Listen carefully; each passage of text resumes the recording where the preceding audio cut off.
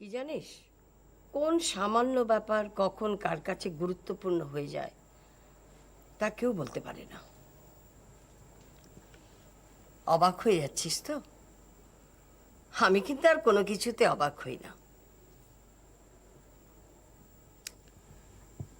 অবাক তো হচ্ছেই শাশ্বতী, কিন্তু মেনে নিতে পারছি না যেন স্যারের এই পরিবর্তনটা। তুই যেমন মেনে নিতে পারছিস না, তেমনি ডক্টর রয় ও গণেশের ব্যাপারটা মেনে নিতে পারছে না। নিজের সঙ্গে নিজেই লড়াই করছে। নিজের সাথে লড়াই করছে কেন? এই গণেশের ব্যাপারটার জন্য তো স্যার দায়ী নন, বরং যতটা করা সম্ভব স্যার করেছেন। হ্যাঁ, চেষ্টা করেছেন, কিন্তু চেষ্টার ফল যদি সবসময় শূন্য থাকে, কোন মানুষটা হতাশ হবে না বলতে পারিস? লড়াই করতে করতে আজও ক্লান্ত হয়ে পড়েছে। এখন ওর বিশ্রাম দরকার। বিশ্রাম? তার মানে তো বলতে পারো স্যার নিজের সাথে আপোষ করতে চাইছেন, আর এই কথাটা কিন্তু স্যারের সাথে ভীষণ বেমানান। দেখ, দুনিয়াটা দেখতে কিন্তু এখনো তোর অনেক বাকি। কটা বাজলো? ওরে বাবা, 2:30 বেজে গেছে রে। টিফিনটা খেয়ে নিয়ে। ঠিক আছে, তুমি টিফিন করো, আমি বরং ওয়ার্ডে যাই। বস বস, কোনো কথা বলবি না।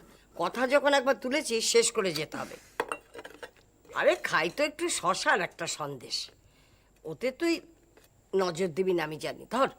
না, আমার লাঞ্চ হয়ে গেছে, আমি আর খাবো না। কথা বলিস না তো বেশি, দিন দিন তো হাড়গিলে হয়ে যাচ্ছিস। একটা শশা খেলে একদম মোটা হয়ে যাবি না, বড্ড কথা বলিস। তে ধর। হ্যাঁ, কি যেন বলছিলাম, ব্যাপারটা কিন্তু আমারও ভালো লাগেনি। ডক্টর রয়ের মতো একটা মানুষের এরম গা ছাড়া ভাব আমার একদম ভালো লাগেনি।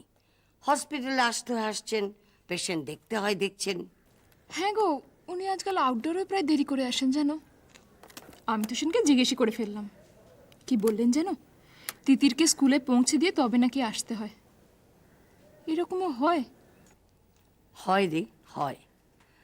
মানুষ যে কাজটা করতে চায় সেটা যখন করতে পারে না, তখন অন্য কাজে নিজেকে ডুবিয়ে রাখে। এই আমার কথাই দেখ না, আমি কি কখনো ভেবেছিলাম মেট্রন হব? কি ভেবেছিলাম আর কি হয়ে গেল। কত স্বপ্ন ছিল আমার। কি স্বপ্ন ছিল তোমার? ডাক্তার হতে চেয়েছিলে বুঝি? ডাক্তার? শিমুলতলার মতো আধা মফস্বলে মামুলি ঘরের একটা মেয়ে আমি হব ডাক্তার? দূর, তোমার সব কথাতেই হেঁয়ালি। আচ্ছা তুমি বলো, মেট্রন হতে গেলেও তো একটা পরিকল্পনার দরকার হয় নাকি? দেখ, অনেক সময় মানুষকে বাধ্য হয়ে অনেক কিছু করতে হয়। মানুষ যখন বানের জলে ভেসে যায় তখন সে ভাসতেই থাকে। তাকে পরিকল্পনা করে সাঁতার কেটে এগিয়ে যেতে হয় না, আর সে সুযোগও থাকে না। আমি তোমার কথা কিছু বুঝলাম না। আরেকদিন বুঝিয়ে দেবো। নে, আরেকটা শশা খা। আবার? খা না। ওহ, শান্তিতে একটু খেতেও দেবে না। দেখ তো কে, নিশ্চয়ই সুপার কিংবা ডেপুটি সুপার হবে। দাও, আমি দেখছি। হ্যালো, হ্যাঁ আপনি কি বলছেন? শিমুলতলা থেকে? দে দে দে, আমাকে দে। হ্যালো, হ্যালো, কে? সনাতন? কি খবর? কি হয়েছে? হ্যাঁ হ্যাঁ হ্যাঁ হ্যাঁ, ঠিক আছে। হ্যাঁ হ্যাঁ, আমি যাব। হ্যাঁ, যাব যাব, ঠিক আছে। কি হয়েছে গো শাশ্বতী দি? না, কিছু না। তাহলে তুমি হঠাৎ এইভাবে? আমাকে একবার শিমুলতলায় যেতে হবে। শিমুলতলা?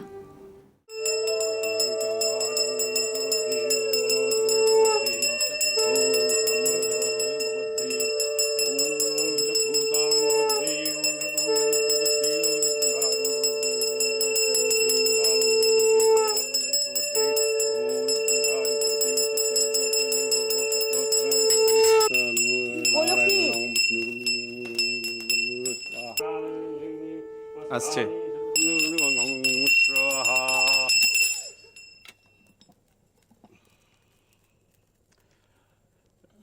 এবার তো বৌমাকে উপবেশন করতে হবে মা। মাতৃপূজা শুরু হবে। হ্যাঁ গুরুদেব, আসছে। কি হলো কি? বৌমা করছেটা কি? যার বিয়ে তার হুঁশ নেই, পাড়াপড়শির ঘুম নেই। আরে দাঁড়াও না, তোমার সবটাতে বাড়াবাড়ি। বিমান, দেখ তো। ওম গঙ্গে যমুনা চৈব গোদাবরী সরস্বতী নর্মদে সিন্ধু কাবেরী জলেস্মিন সন্নিধ্যং কুরু।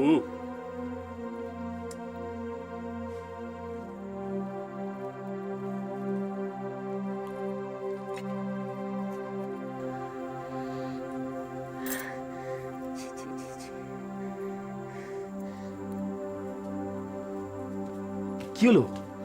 চলো। কি আশ্চর্য বিমান! আমি কি ঠাকুর দেবতা নাকি যে আমার পুজো করা হবে? তোমার মা কি চাইছেন বলো তো? শোনো, বাজে কথা একদম বলো না। এই যা হচ্ছে সব তো তোমার ভালোর জন্যই হচ্ছে। আমার ভালোর জন্য মানে? আমি চেয়েছি, আমি বলেছি এসব করার জন্য। তপতি, দেখো কথাটাকে ওইভাবে নিও না। আমি বলতে চাইছি যে মা যা করছে সব তো তোমার মঙ্গলের জন্যই করছে। প্লিজ প্লিজ তুমি চলো। না, আমি মা, ঠাম্মা ডাকছে। ঠাম্মা রেগে যাবে তো। আচ্ছা তুমি যাও, বলো মা আসছে। প্লিজ তপতি, না বিমান, আমি বলছি তুমি চলো, আমি আছি। প্লিজ চলো। আর কোনো চিন্তা নেই মা। যজ্ঞ সুষ্ঠুভাবে সম্পন্ন হলে সমস্ত বাধা বিনষ্ট হবে। পুত্র সন্তান অবশ্যম্ভাবী। শুধু এই নষ্টচন্দ্রের দোষটা কাটাতে পারলেই। সেটা কি গুরুদেব? ভাদ্র মাসের শুক্লা চতুর্থীর রাত্রে যে চাঁদ ওঠে তাকে বলে নষ্টচন্দ্র। কোনো গর্ভবতী মহিলা যদি এই চন্দ্র দর্শন করে তাহলে তিনি কন্যা সন্তান প্রসব করেন। আমাদের বৌমা কিন্তু না জেনে বারংবারই একই দোষে দুষ্ট। হে ভগবান! গুরুদেব, আপনি এর যথাযোগ্য প্রতিবিধান দিন। আমি যেন মরণকালে নাতির হাতের বাতাস খেয়ে স্বর্গে যেতে পারি গুরুদেব। হবে মা, হবে, সব হবে। তোমার মনোবাসনা সম্পূর্ণ হবে।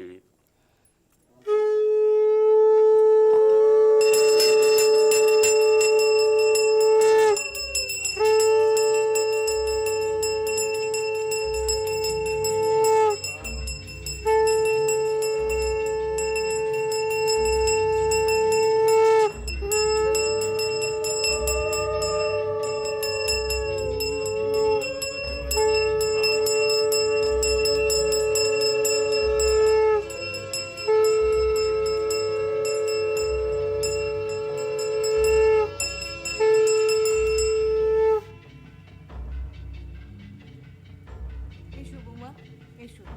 এত দেরি করে? বসো মা।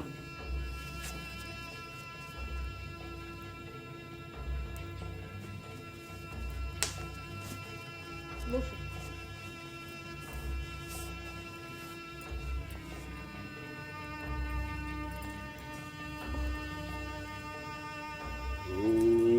সিংহ মন্দির ইহ হত্যা কুমার কুমারী তেজ সমন্তকা।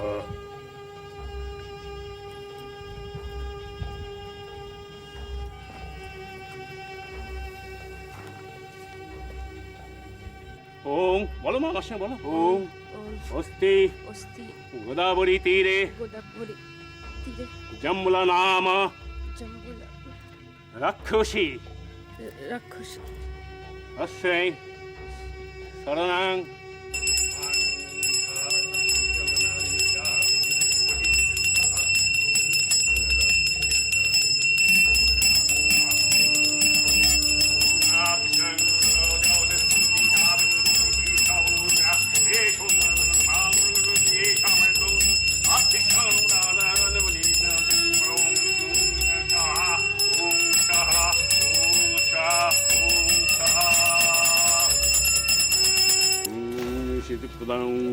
পদাং শান্তি শান্তি শান্তি শান্তি শান্তি।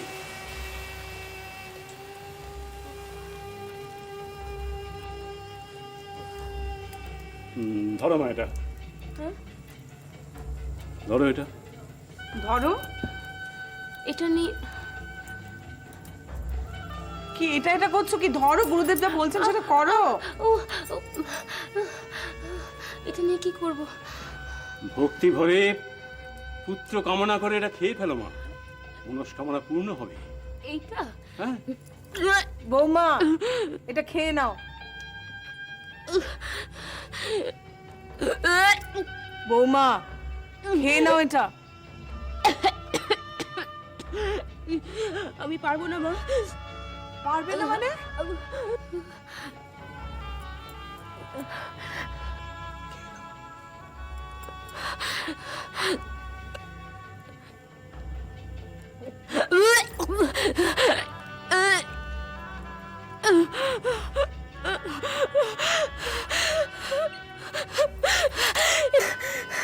এভাবে কিছু হয় না মা, আমি পারবো না, আমি পারবো না, আমি পারবো না।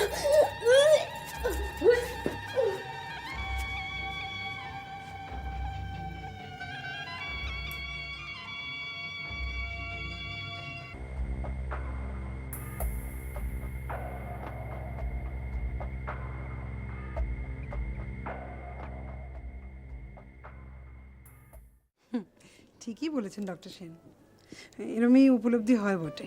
তাহলে আপনি স্বীকার করছেন? করছেন তো?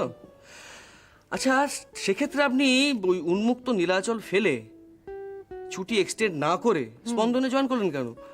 আমি হলো তারও 3 দিন ছুটি এক্সটেন্ড করে ওখানে বসে সমুদ্রে ঢেউ গুনতাম। অনলি 3 days এক্সটেনশন, তাতে সমুদ্রের ঢেউ গোনা শেষ হতো? তা হয়তো হতো না। না, আমার আসলে অন্য একটা প্রবলেম ছিল। প্রবলেম মানে কিরকম?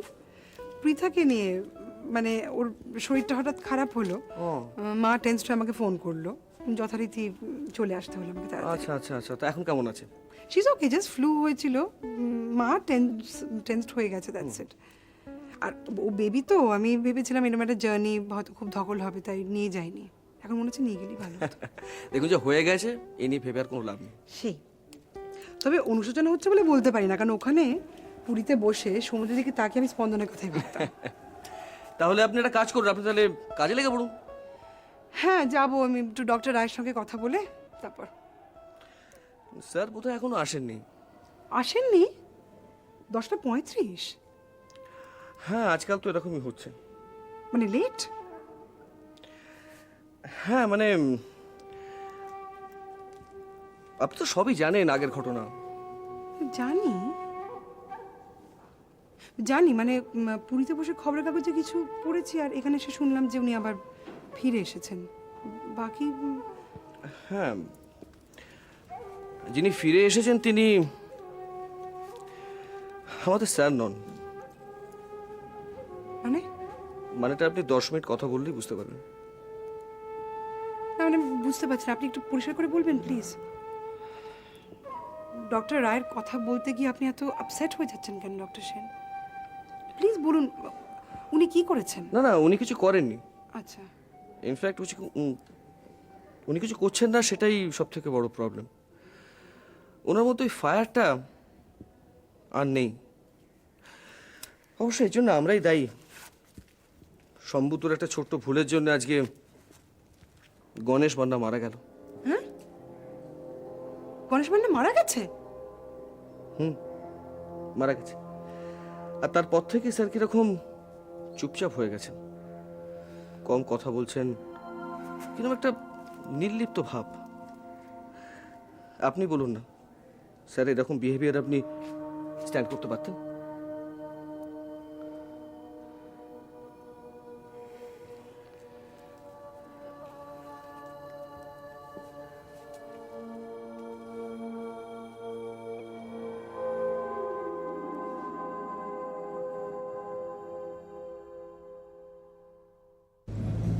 আদরও অল্প, বকাঝকাও অল্প অল্প।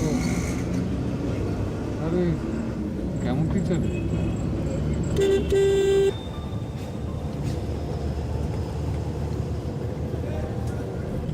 হোমওয়ার্ক সব হয়েছে তো? হ্যাঁ, সব হয়ে গেছে।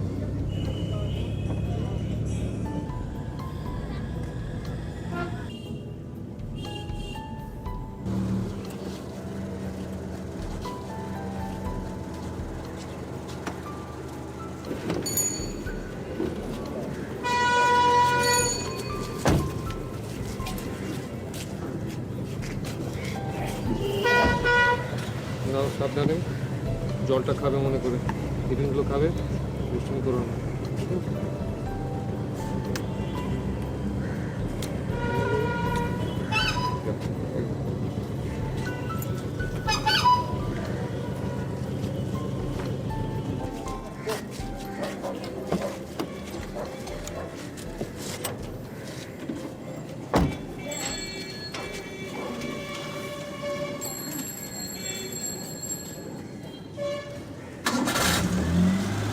ডক্টর রায়,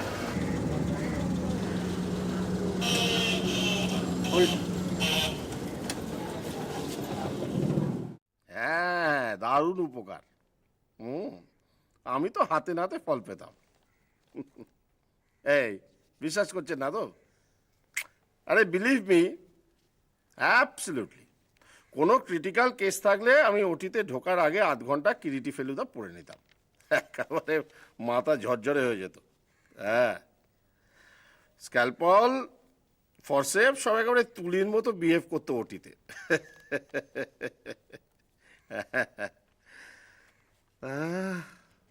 আর এখন ওটি কোথায়? পুরানো সেই দিনের কথা।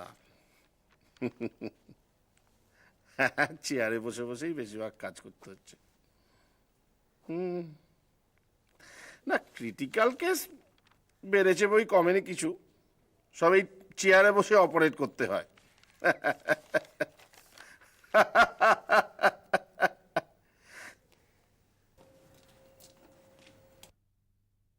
ঢুকে পড়লাম স্যার।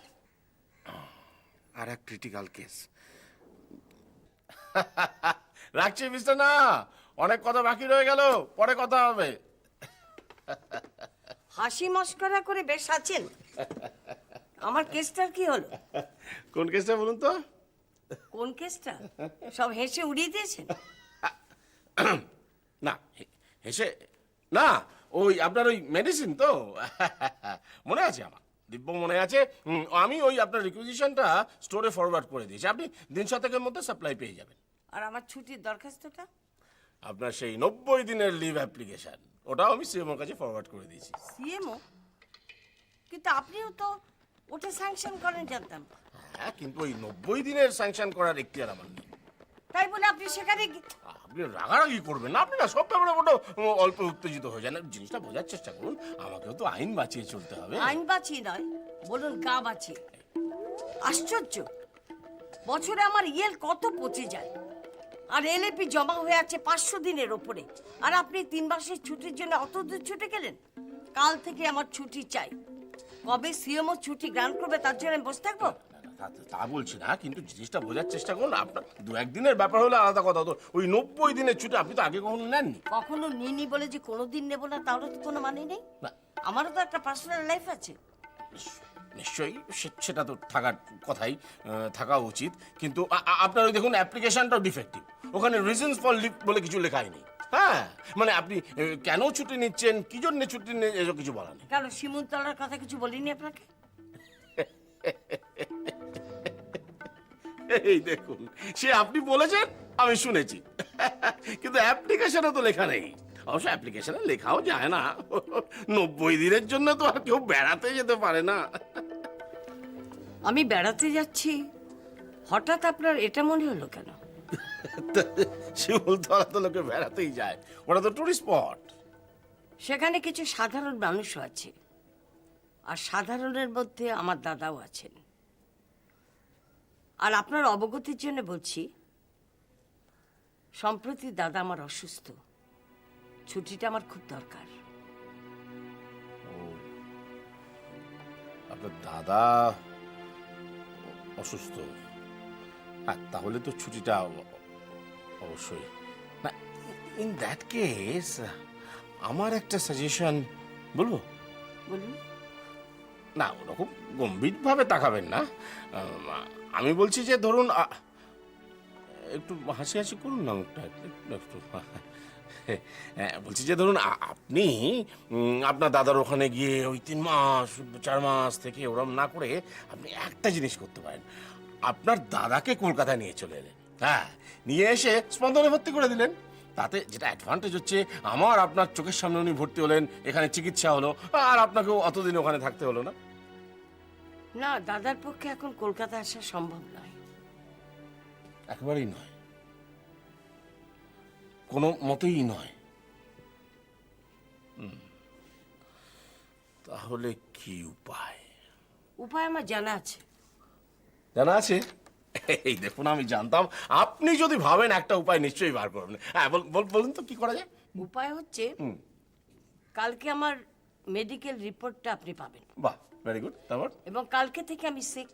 আচ্ছা। হোয়াট? সিক? হ্যাঁ, সিক। কাল থেকে আমি আসছি না। না, দেখুন, এটা তো কোনো সলিউশন না। শুনুন, আপনি ব্যাপারটা দিদি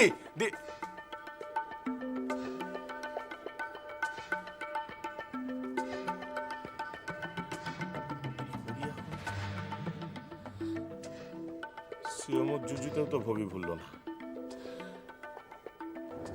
মহিলা ক্যাট করলে কি হবে? তো অলমোস্ট ইনডিসপেন্সেবল। একে ছাড়া 3 মাস স্পন্দন চলবে কি করে?